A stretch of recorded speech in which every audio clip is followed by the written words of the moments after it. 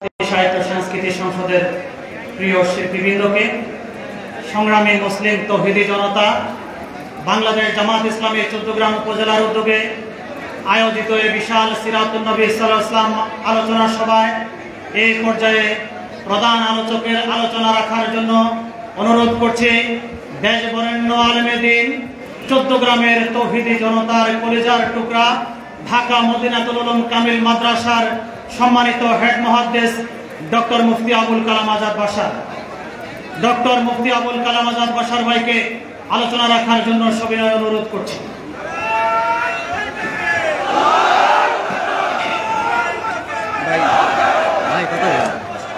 বলছি এখানে হবে না, দিতেছেন কেন? কি কথা বলছেন আপনি? আপনি সবসময় এটা করতেছেন, লাইভে আসেন, লাইভে আসতেছেন, আপনি কথা বলতেছেন না কেন? আসসালামু আলাইকুম ওয়া রাহমাতুল্লাহি ওয়া বারাকাতুহু। আলহামদুলিল্লাহি ওয়াহদাহু والصلاة والسلام على نبينا محمد الذي لا نبي بعده. أيها النبي إنا أرسلناك شاهدا ومبشرا ونذيرا وداعيا إلى الله بإذنه وسراجا منيرا. قال النبي صلى الله عليه وسلم كل أمتي يدخلون الجنة إلا من أبى. قيل من أبى يا رسول الله؟ قال من أطاعني دخل الجنة ومن عصاني فقد أبى. سيرة النبي صلى الله عليه وسلم মাহফিল আজকের এই চমৎকার আয়োজনের সম্মানিত সভাপতি, চৌদ্দগ্রাম উপজেলার সম্মানিত আমির মুহতারাম মাহফুজুর রহমান ভাই, আজকের এই বারাকাপূর্ণ মজলিসের সম্মানিত প্রধান অতিথি, প্রধান আলোচক, প্রধান বক্তা, আন্তর্জাতিক ইসলামী আন্দোলনের অন্যতম সিপাহসালার, চৌদ্দগ্রামের গণমানুষের নেতা, বাংলাদেশের রাজনীতির অন্যতম পুরোধা, আমাদের সকলের প্রিয়জন, প্রিয় মানুষ ডাক্তার সৈয়দ আব্দুল্লাহ মোহাম্মদ তাহের, উপস্থিত আছেন চৌদ্দগ্রামের আরেকজন কৃতি সন্তান, বাংলাদেশ জামাত ইসলামীর সম্মানিত সহকারী সেক্রেটারি জেনারেল, অত্যন্ত মুখলেস দাঈ ইলাল্লাহ মুহতারাম মাওলানা আবুল হাসানাত মোহাম্মদ আব্দুল হালিম হাফিজাহুল্লাহ, মুহতারাম মাওলানা লিয়াকত আলী ভূঁইয়া সাহেব সহ মঞ্চভূমিষ্ঠ অন্যান্য সম্মানিত দায়িত্বশীল বৃন্দ, আজকের এই মাহফিলের মজলিসের সম্মানিত শ্রোতা ভাইয়েরা, চৌদ্দগ্রামের প্রিয় জনতা, আসসালামু আলাইকুম ওয়া রাহমাতুল্লাহ। আপনারা কেমন আছেন? সারা দেশে মানুষের সাথে কথা বলার সুযোগ পাইলেও আমার প্রিয় চৌদ্দগ্রামের ভাইদের সাথে কথা থেকে জালেমরা 15টি বছর আমাকে কথা বলা থেকে বঞ্চিত রেখেছিল। আজকে আল্লাহ সুযোগ করে দিয়েছেন, এই জন্য শুরুতে ধন্যবাদ আল্লাহকে জানাই, কৃতজ্ঞতা জানাই। শুধুমাত্র চৌদ্দগ্রামের মানুষকে তিনি মুক্ত করেননি, ৫৬,০০০ বর্গ মাইলের বাংলাদেশকে আল্লাহ মুক্ত করেছেন। এই হায়নাগুলো ৫৬,০০০ বর্গ মাইলের বাংলাদেশটাকে জেলখানা বানিয়ে রেখেছিল। তারাই পুরা বাংলাদেশটাকে শ্মশানে পরিণত করেছিল। আল্লাহ তাদের কবল থেকে এই জাতিকে মুক্ত করলেন, আমাদেরকে খোলা ময়দানে, খোলা মাঠে নির্বিঘ্নে নিশ্চিন্তে কথা বলার সুযোগ করে দিলেন। এই জন্য আল্লাহকে শুরুতে কৃতজ্ঞতা জানাচ্ছি, কালিমাতুল শুকর করছি আলহামদুলিল্লাহ।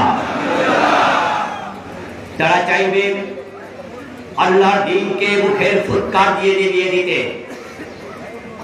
এটা আল্লাহরই কথা। ইউরিদুনা লিয়ুতফিউ নূরাল্লাহি বিআফওয়াহিহিম, সূরাতুস সাফে আল্লাহ বলেছেন তারা চাইবে আল্লাহর নূর তথা ইসলামকে ফুৎকার দিয়ে নিভিয়ে দিতে। কিন্তু আল্লাহু মুতিম্মু নূরিহি, আল্লাহর সিদ্ধান্ত তিনি ঘোষণা করছেন, আমার সিদ্ধান্ত হলো আমার দ্বীনের পূর্ণতা আমি দেবই, তারা চাইলেও নিভিয়ে দিতে পারবে না।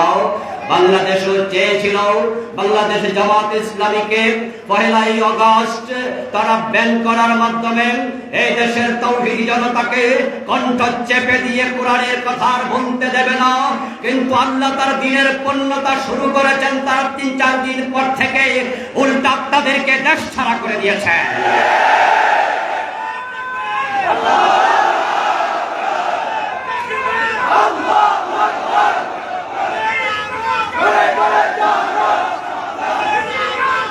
আমার প্রিয় ভাইরা, আল্লাহর সিদ্ধান্তের বাহিরে কিছুই হয় না।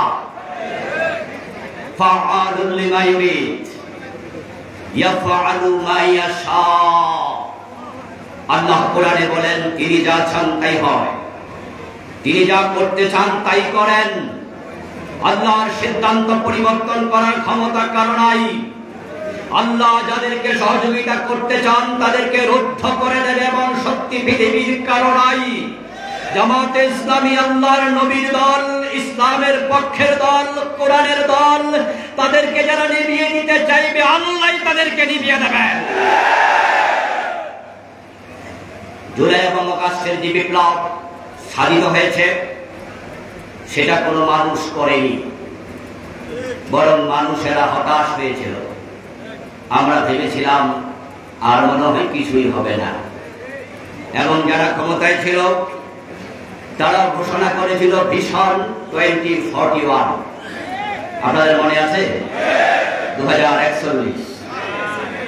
ওরা ভেবেছিল এর আগে কেউ কিচ্ছু করতে পারবে না, এবং তাদের এক বড় নেতা তো বলেছে, কিসের আন্দোলন, এবছর না ওই বছর মানুষ পাশে ইতিকারী। ভেবেছিল কিচ্ছু কেউ করতে পারবে না, কিন্তু আল্লাহ তাআলা যখন কিছু করতে চান তখন করতে 1 সেকেন্ডও লাগে না। আল্লাহ বলে, উমলি লাহুম ইন্না কাইদি মাতিন। কোরআনে আল্লাহ বলেন, আমি তাদেরকে ঢিল দেই, আমার কৌশল বড় শক্ত। ইন্না বাতশা রাব্বিকা লাশাদীদ। নিশ্চয় তোমার প্রভুর ধরা অত্যন্ত কঠিন। আল্লাহর ধরা যে শক্ত এবং কঠিন সেটা আমরা দেখেছি।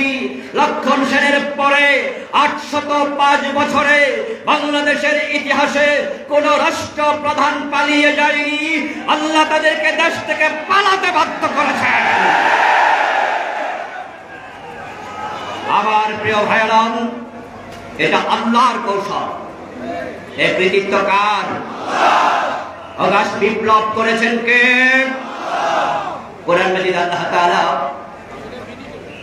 এমন কিছু কথা বলেছেন, এই জন্যই তো কোরআনকে বলা হয় ছিল সতেজ একটি কিতাব। এটা কোনোদিন পুরাতন হবে না, পুরান হবে না। কোরআন ছিল যৌবনা। কিছু কিছু আয়াত পড়লে মনে হয় এই আয়াত বুঝি গতকাল নাজিল হলো, গত মাসে আসবো বুঝি। একটি আয়াত পড়ে আমি কোরআনের উপরে বিশ্বাস তো আগে ছিলই, আর নতুন করে বিশ্বাস এনেছি। আল্লাহর সীমাহীন ক্ষমতার উপরে আবার নতুন করে ঘোষণা করেছি। আগস্ট বিপ্লবের পরে আমি লা ইলাহা ইল্লাল্লাহ কত হাজার বার নতুন করে করেছি, হিসাব আমি করিনি। একটি মাত্র কারণে বারবার করছি, আল্লাহ আমাদের ক্ষমা করে দাও। আমরা হতাশ হয়ে গিয়েছিলাম, আমরা ভেবেছিলাম আর বুঝি কিচ্ছু হবে না। এই হতাশা ঠিক ছিল না। তুমি সব পারো, তোমার উপর আবার ঈমান আল্লাহ। আল্লাহ তাআলা বলেন, কালাম্মা নাসু মা যুকিরু বিহি ফাতাহনা আলাইহিম আবওয়াবা কুল্লি শাই। যখন তারা আমার দেয়া উপদেশগুলো ভুলে গেল, আমার দেয়া ক্ষমতা পাওয়ার পরে তারা আমার দেয়া উপদেশ ভুলে গেল, আমি তখন তাদের জন্য নিয়ামতের দরজা আবার খুলে দিলাম, আরো খুলে দিলাম। হাত্তা ইযা ফারিহু বিমা উতু। আমার নিয়ামত আবার পেয়ে তারা যখন অতি আনন্দে উদ্বেলিত হয়ে সীমালঙ্ঘন আরো বাড়িয়ে দিল। 28 অক্টোবর 2006 লগি বৈটার উল্লাস দিয়ে বাংলাদেশ জামাত ইসলামী ইসলামী ছাত্র শিবিরের মানুষকে পল্টনে খুন করে লাশের উপর নৃত্য করে তার 2 বছর পর সাজানো নির্বাচনের মাধ্যমে তারা ক্ষমতায় আসলো। ক্ষমতার প্রথম 5 বছরেই বাংলাদেশ জামাত ইসলামের উপর স্টিম রোলার জুলুমের চালানো, নির্যাতন চালানো, নিষ্পেষণ চালানো। এই সংগঠনটির উপর এত নির্যাতন চালিয়েছে যা পৃথিবীর ইতিহাসে বিরল।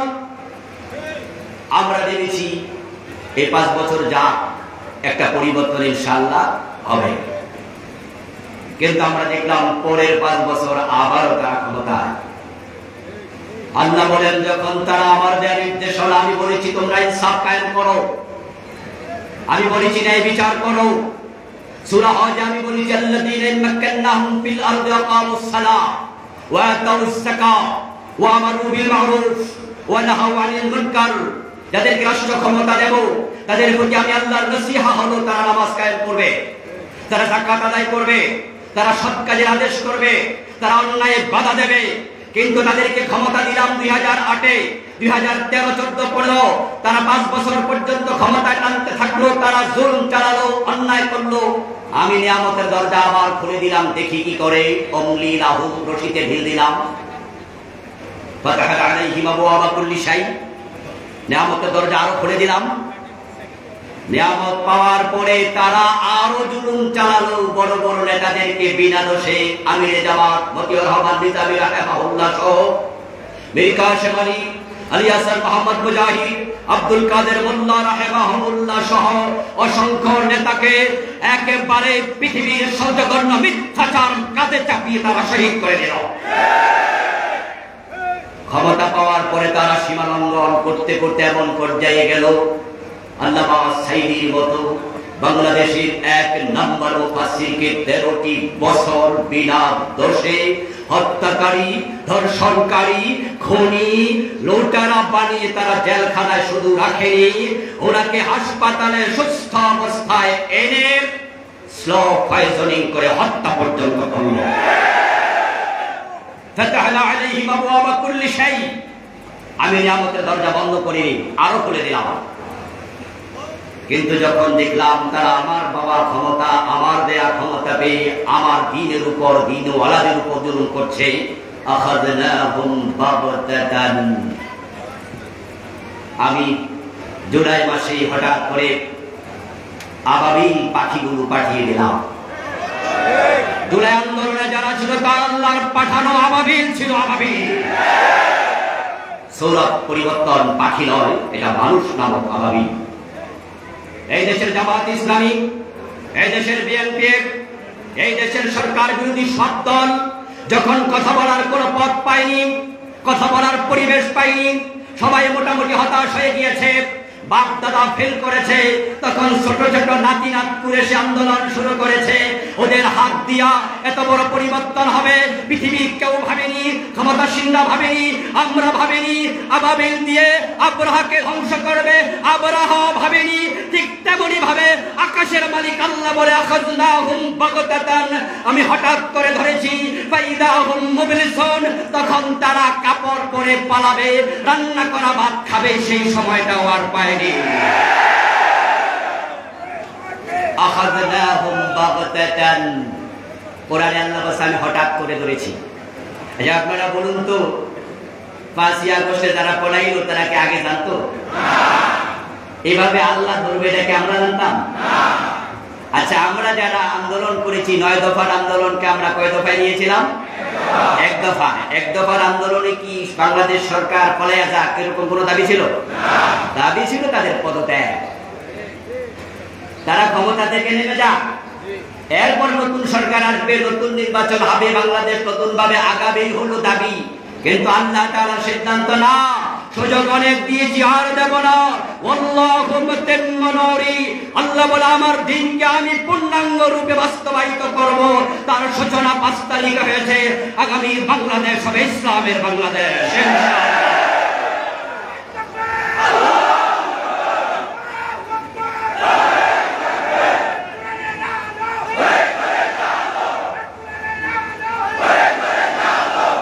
আমার প্রিয় ভাইরা, আমি আপনাদের সম্মুখে পবিত্র কোরআন মাজিদ থেকে ছোট্ট একটি আয়াত তেলাওয়াত করলাম শুরুতে, ইন্না আরসালনাকা শাহিদা ওয়া মুবাশশিরা ওয়া নাযীরা ওয়া দাঈয়ান ইলা আল্লাহি বিইযনিহি ওয়া সিরাজাম মুনীরা। হে প্রিয় নবী, আমি আপনাকে দাঈ বানিয়েছি, সিরাজুল মুনীর বানিয়েছি, শাহিদ বানিয়েছি, নাযীর বানিয়েছি, বাশীর বানিয়েছি। আজকের এই বারাকাতুল মাজলিস প্রিয় নবী মুহাম্মদুর রাসূলুল্লাহ সাল্লাল্লাহু আলাইহি ওয়াসাল্লামের সিরাতের আলোচনা মাজলিস। আমরা ওনাকে নিয়ে আলোচনা করতেই হবে, কারণ তিনি আমাদের একমাত্র মডেল, একমাত্র আদর্শ। তিনি ওয়াসওয়া, তিনি কুদওয়া, তিনি নামুজাজ, তিনি ইমাম, তিনি সাইয়্যিদ, তিনি একমাত্র লিডার। আমাদের শিক্ষা হলো, আমাদের ঘোষণা হলো, আমাদের দর্শন হলো নবী মুহাম্মদ ছাড়া কাউকে আমরা আদর্শ মানি না।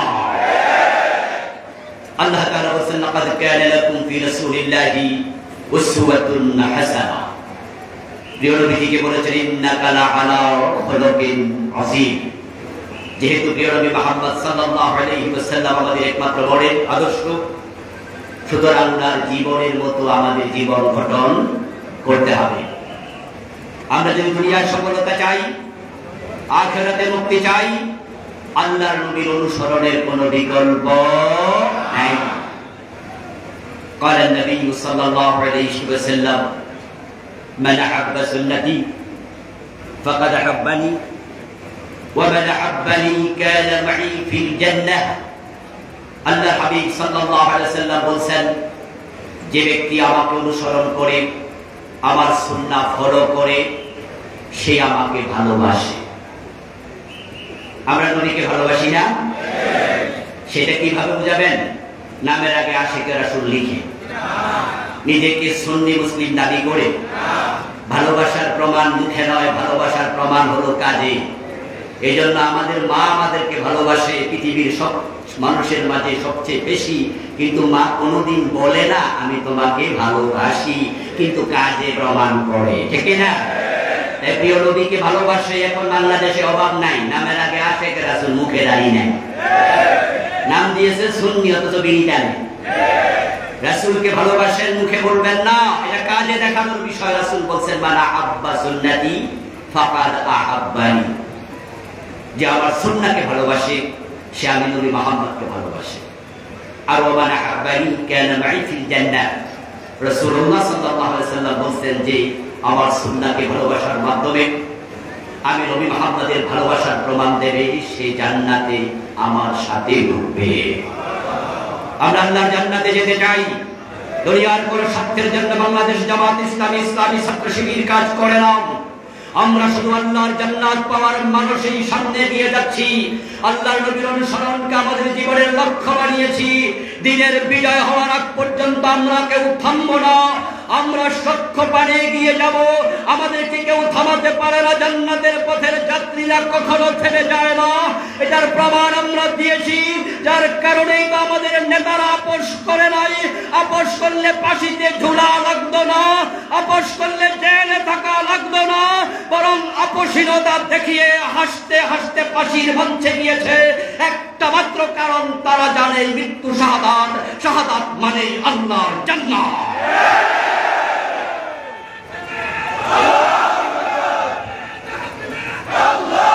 আমার প্রিয় ভাইরা, শাহাদাতের যে রশি, এই রশির এই পাশে দুনিয়া, ওই পাশে জান্নাত।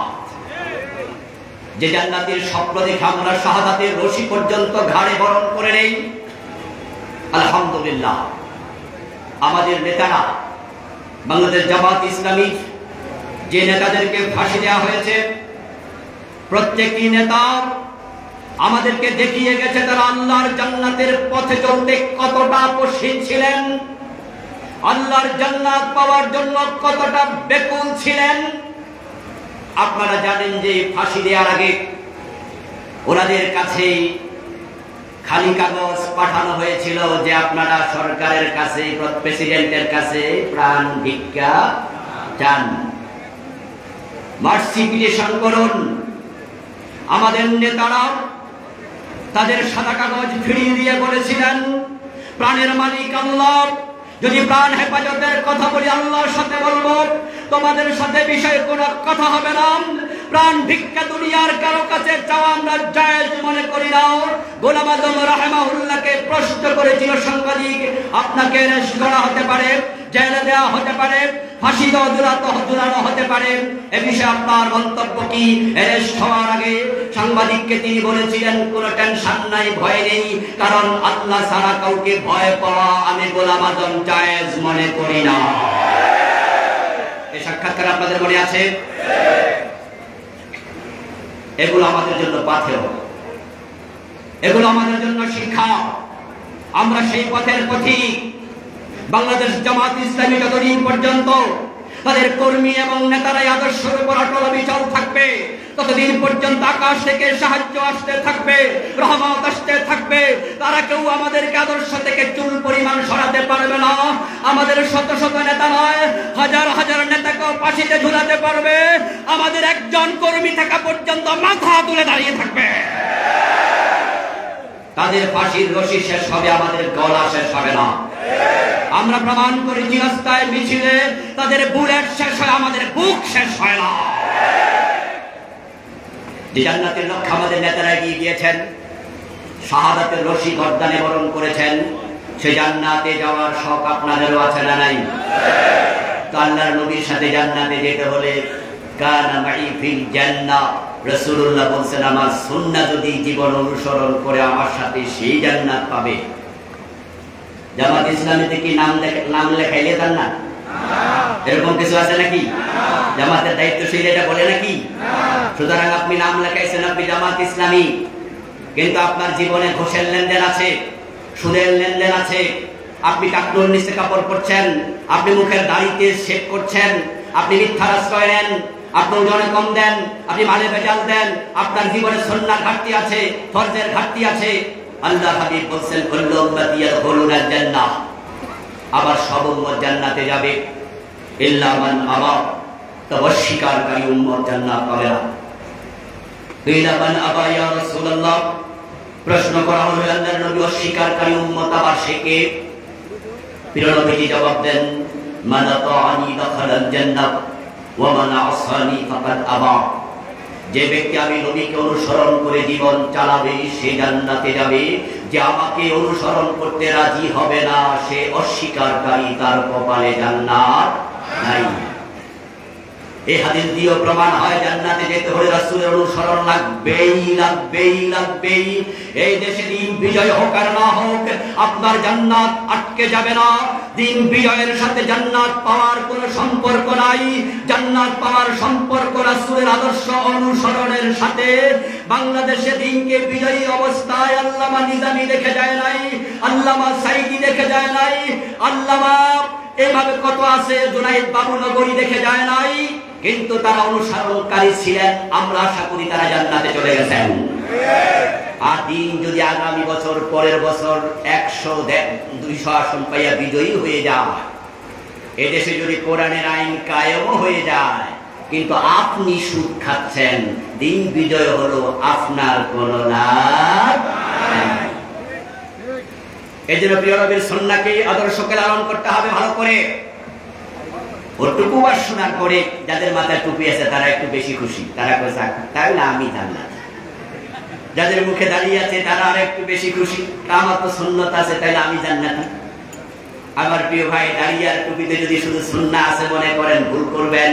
সুন্নাহ দাঁড়িয়ে এবং টুপিতে সীমাবদ্ধ নয়। সুন্নাহ হলো ব্যক্তি জীবন থেকে আন্তর্জাতিক বলয় পর্যন্ত, রান্নাঘর থেকে সংসদ ভবন পর্যন্ত, জীবনের বটম থেকে টপ পর্যন্ত আপনি থাকবেন যেখানে, সুন্নাহ থাকবে সেখানে। যারা দাঁড়িয়ে এবং টুপিকে সুন্নাহে আবদ্ধ করে ফেলেছে তাদের অবহেলার কারণে বাংলাদেশ কোরআন দিয়ে পরিচালিত হচ্ছে না। আর যারা পুরো জীবনে সুন্নাহ আছে মনে করে তারাই কোরআনের আন্দোলনে শরীক হয়ে যায়। আমরা সুন্নাহ মানতে গিয়ে সুবিধাবাদী হই, প্রবৃত্তির অনুসারী হই। আল্লাহর হাবিব সাল্লাল্লাহু আলাইহি ওয়াসাল্লাম কিভাবে ডান পা দিয়ে মসজিদে ঢুকেছেন সেইভাবে ডান পা দিয়ে আমরা মসজিদে ঢুকি। কিভাবে তিনি নামাজ পড়ে আল্লাহু আকবার বলে নিয়ত বেঁধেছেন আমরা সেভাবে বাদি, কোনো অসুবিধা নেই। রাসূলের সুন্নাহ ফলো করছি সবাই মিলে। আমাদের কুমিল্লা জজ কোর্ট মসজিদের জজ সাহেব যখন নামাজ পড়তে যান, জোহরের নামাজে 2 রাকাত পড়ার পরে ইমাম সাহেব ভুলে তিনি আত্তাহিয়াতু পড়তে বসেননি। 2 রাকাত পড়ার পরে আত্তাহিয়াতু পড়তে হবে, বসতে হবে, এটা ওয়াজিব। ইমাম ভুলে দাঁড়াতে শুরু করলেন। এই অবস্থায় পিছন দিয়ে মানুষ লোক পারে, জজ সাহেব লোকমা দিল, মাসালা জানে 2 রাকাত পড়ার পরে বসতে হবে, এটা ওয়াজিব। ইমাম সাহেব হুজুর লোকমা গ্রহণ করলেন, বসলেন, আত্তাহিয়াতু পড়ে সুন্দরভাবে নামাজ যথারীতি শেষ করলেন। এবার জজ সাহেব গেল উনার কোর্টে, এজলাসে বসলো, চোরের মামলা রায় দিল। তখন তিনি চোরকে জেল দিল। চোরকে জেল দেয়া নাকি চোরের হাত কাটা, কোনটা ফরজ? আল্লাহর আইন কি জেল দেয়া না চোর ধরে হাত কাটা? চোর ধরে হাত কেটে দেয়াটা কি ওয়াজিব নাকি ফরজ? গুরুত্ব ওয়াজিবের বেশি না ফরজের বেশি? এখন এই জাজ 30 বছর চাকরি জীবনে আল্লাহর ফরজ বিধান একটাও আইনের পরিণত করেনি, একটার পক্ষেও রায় নেই, অথচ উনি জোহরের নামাজে হুজুরের লোকমা দেন। তাহলে ওয়াজিব বুঝলো, ফরজ বুঝলো না। আমাদের দেশে আমিন আসতে বলবে না জোরে বলবে, তা নিয়ে ঝগড়া লেগে মসজিদ আলাদা হয়ে যায়। হাত নাবির নিচে হবে না বুকের উপরে হবে, তা নিয়ে ঝগড়া শুরু হয়ে যায়। এগুলো সুন্নাহর মর্তবায়, এগুলোকে ফরজের জায়গায় নিয়ে ঝগড়া করে মসজিদ ভিন্ন বানাচ্ছে। কিন্তু আল্লাহর জমিন 53টা বছর কোরআন দিয়ে চলছে না, তা নিয়ে সে আলেমদের মাথা ব্যথা নাই। ওই আলেমরা, ওই পীরেরা, ওই নামাজিরা আল্লাহর আদালতের আসামি হয়ে দাঁড়ানো লাগবে। আফাতুমিনুনা বিবাদিল কিতাব ওয়া তাকফুরুনা বিবাদ। আল্লাহ বলছে তোমরা কি কিতাবের কোরআনের কিছু মানবা আর কিছু কি বাদ দিবা? আপনি নামাজে মানলেন ইসলাম, রোজায় মানলেন ইসলাম, আদালতে ইসলাম মানলেন না, গণভবনে মানলেন না, সংসদ ভবনে মানলেন না, মন্ত্রণালয়ে মানলেন না, টিউনে অফিসে, ডিসি অফিস, এসপি অফিস, কোথাও মানলেন না, অর্থনীতিতে মানলেন না, সমাজনীতিতে মানলেন না, শিক্ষানীতিতে মানলেন না, আইনের জায়গায় মানলেন না, মসজিদ আর মক্তবে ইসলাম মানলেন। ইসলাম কি আংশিক ধর্ম না পূর্ণাঙ্গ ধর্ম? তো বাকিটার জন্য আল্লাহর কাছে কি জবাব দিতে হবে না? এই দর্শন জামাত ইসলামী শিখাচ্ছে। আল্লাহর বক্তব্য হলো ফিসসিলমে কাফা, ইসলামে পরিপূর্ণ ঢোকো। আমাদের আহ্বানে আপনারা বিরক্ত হননি, আমাদের আহ্বানে নামাজি লোকেরা বিরক্ত হয়নি, তারা হয়তো আমাদের দলে আসেনি, কেউ কত এসেছেন আলহামদুলিল্লাহ, কিছু লোক পাশকে দিয়ে চলে যায়, কিন্তু বিরক্ত হয় না। বিরক্ত হয় তারা যারা জানে যদি আল্লাহর দ্বীন কায়েম হয়ে যায় তাদের সুদী ব্যাংক বন্ধ হয়ে যাবে, সিনেমা হল বন্ধ হয়ে যাবে, মদের ব্যবসা বন্ধ হয়ে যাবে। পূর্ণাঙ্গ ইসলামের দাওয়াতের কথা শুনলে তাদের কলিজায় কাঁপুনি তৈরি হয়, তারাই আমাদেরকে যুদ্ধপরাধী বলে মামলা দিয়ে জেলে ঢুকিয়ে দেয়।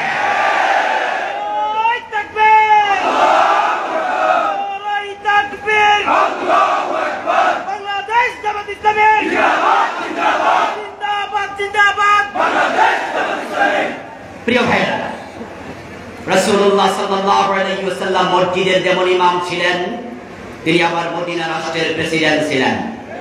এতে বোঝা যায় মসজিদের ইমামতি করার জন্য আবার রাষ্ট্রপ্রধান হয়ে দেশ চালানো সেটাও একটি সুন্নাহ। কিন্তু আমরা সুবিধাবাদী হয়ে গেলাম, কারণ আমরা ভাবি ইমামতি করলে কেউ খারাপ বলে না, সালাম দেয়। আর যখন রাজনীতির নেতা হয়ে দেশ চালানোর কথা বলবে, আমাদের ডক্টর সৈয়দ আব্দুল্লাহ মোহাম্মদ তাহের, যার আলোচনা শোনার জন্য আমরা এসেছি, উনি কথা বলবেন, উনার কথায় আমরা শুনব। উনিও বিগত 15টি বছর নিজের গ্রামেও আসতে পারেন নাই। আচ্ছা, তাহের ভাইয়ের এলাকা, উনার বিরুদ্ধে কোন চাঁদাবাজির অভিযোগ আছে? উনি এমপি ছিলেন 5 বছর, কোন চাঁদাবাজির অভিযোগ আছে? আমাদের নেতাদের সবার ব্যাপারে একই প্রশ্ন, আমাদের কর্মীদের ব্যাপারে থানা আমির, জেলা আমির, দায়িত্বশীলদের ব্যাপারে এলাকায় গিয়ে খোঁজ নেবেন।